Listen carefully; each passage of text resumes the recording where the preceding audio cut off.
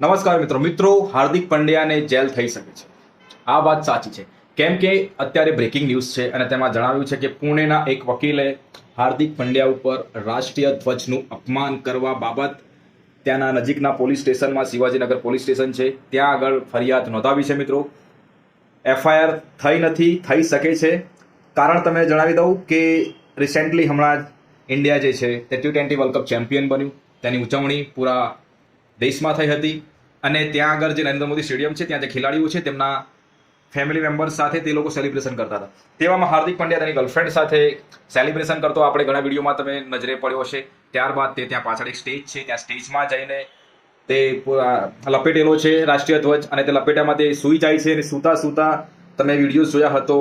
ઘણીવાર પગ ઉપર કરે છે, પગ નીચે કરે છે અને તેની સાથે વાતોચીતો કરે છે અને ઘણા ફોટોસ બી આવેલા છે કે કિસ કરતા હોય, ચુંબન કરતા હોય તેવા આપણે વિડીયોઝ પણ જોયા છે અને ફોટોસ પણ જોયા છે. તો તે મુજબ રાષ્ટ્રીય ધ્વજનું અપમાન થયું છે, તેના માટે પુણેના વકીલે તેના ઉપર રાષ્ટ્રધ્વજનું અપમાન માટેનો કેસ કરવા માટેની ફરિયાદ આપેલી છે.